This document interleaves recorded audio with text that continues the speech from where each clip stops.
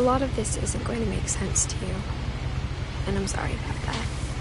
I'm just gonna start at the beginning, with the house.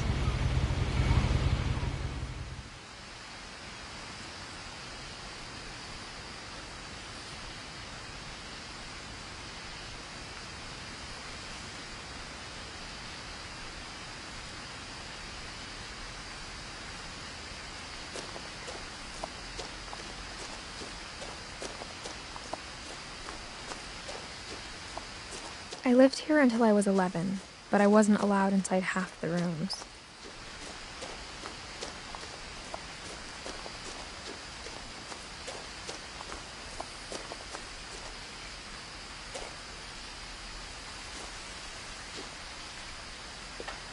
Inside the mailbox were bills from 7 years ago, marked urgent, open immediately. I hadn't been back since my brother Lewis's funeral.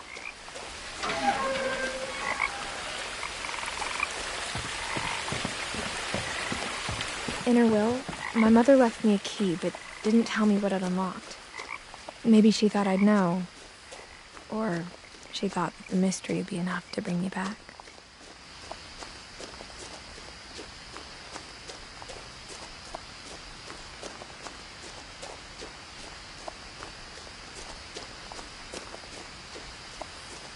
No one had driven this way in a long time, but I saw a few hoof prints.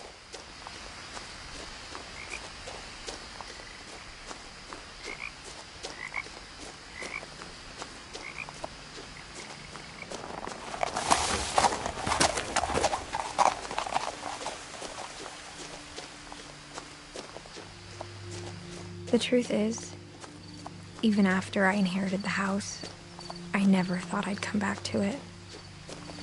But now I had questions about my family that only the house knew the answers to.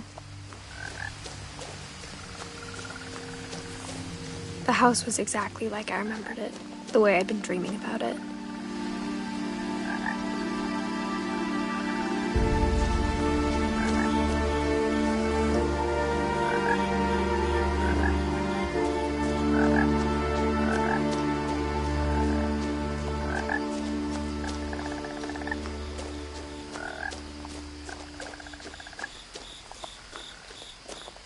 The woods around the house have always been uncomfortably silent.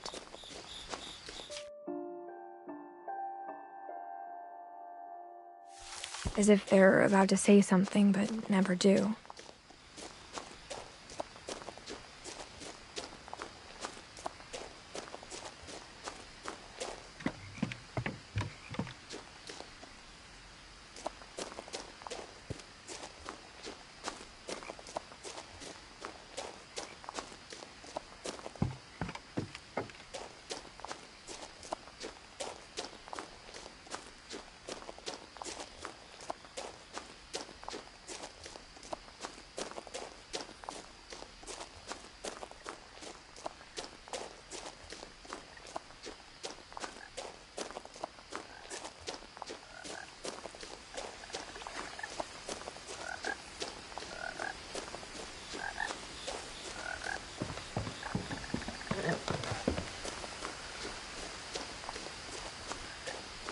As a child, the house made me uncomfortable in a way I couldn't put into words.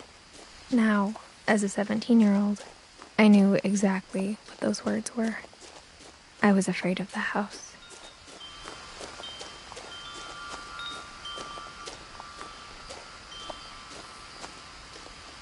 The house felt like it had always been here. Even the swing set was older than my mother.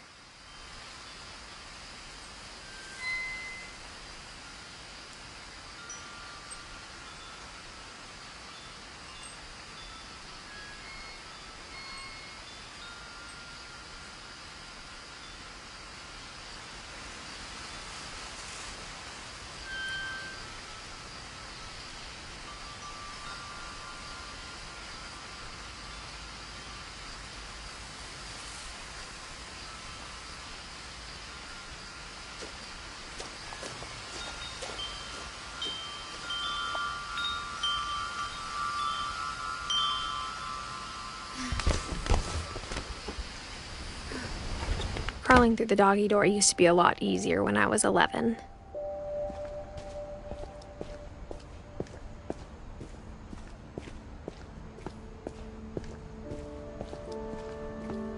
For the first time in years, I felt like I was home. Nothing in the house looked abnormal.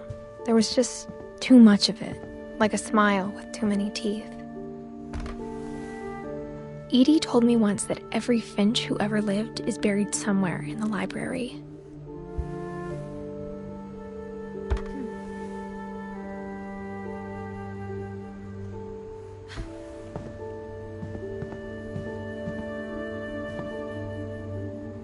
After Milton disappeared, Mom sealed up all the bedrooms. Then Edie retaliated and drilled peepholes.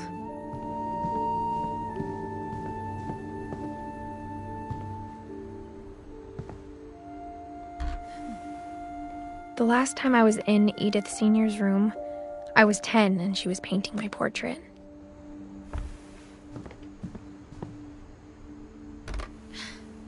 As a kid, I just assumed every house had peepholes and sealed rooms you weren't allowed inside of.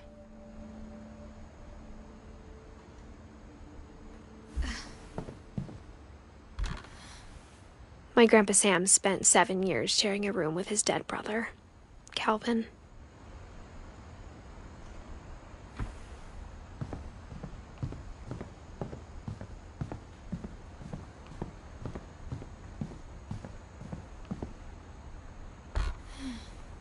Barbara was a child star for 2 years, until America grew out of it.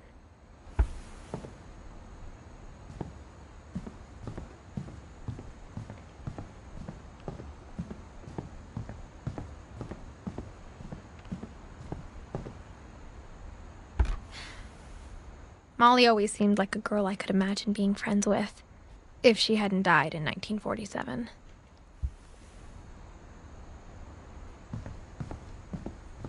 I spent a lot of time playing in Great Uncle Walter's room. Louis told me there were secret passages, but I never believed him.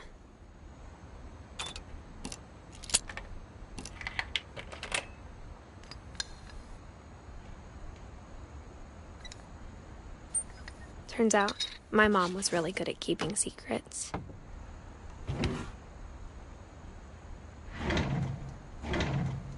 Now it was time to find out what my mom had been afraid of.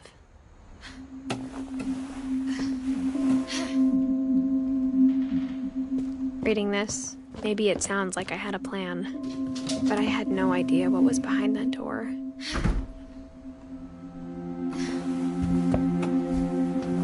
Just like I had no idea where all this was gonna lead.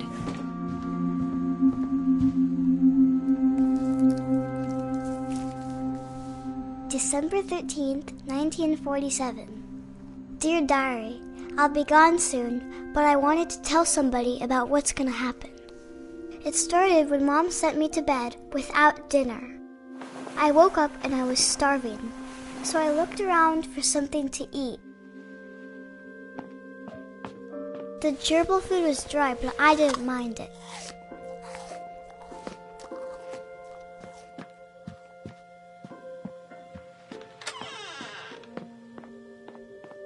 I ate a lot of things that night.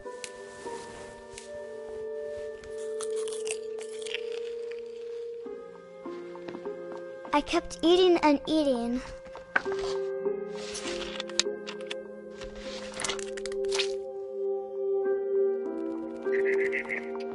Then I heard chirping outside my window. It was a barn swallow going back to her nest. I reached out for her.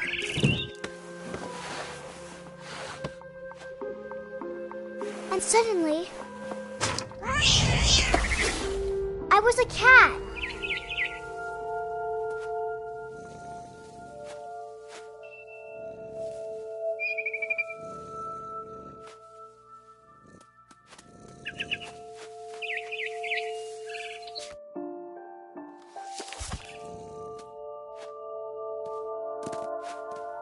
I tried to be quiet, but the bird was really scared.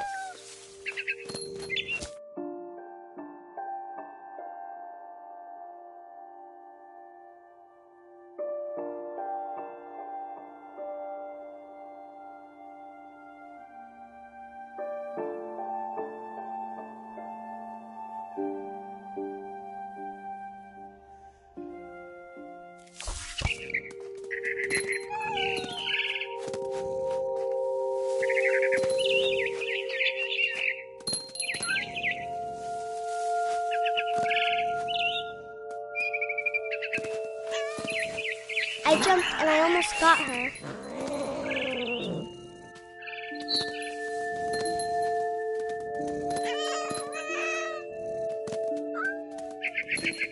I could tell she was getting really tired.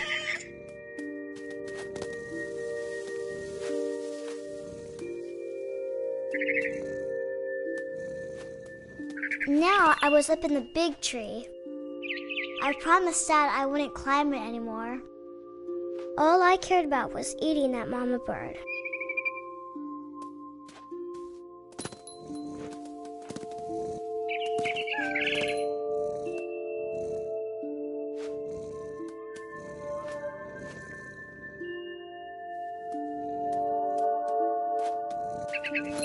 I gobbled her up. And suddenly, I was an owl. First, all I heard was the wind. Then I heard little teeth nibbling in the grass.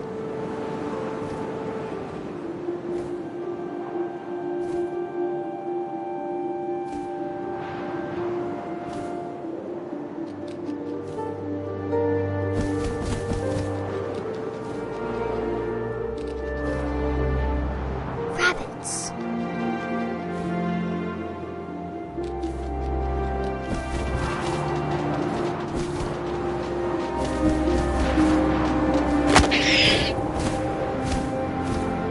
I imagined his face looking up and seeing mine through my talons. I swallowed him up, and I didn't chew one bit. Then I flew off to find something bigger.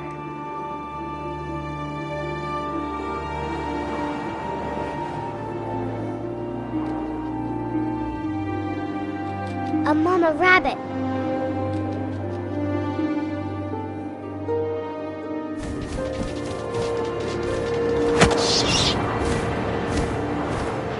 She was almost too big to carry. I started choking, but I couldn't stop eating. And suddenly, I was a shark.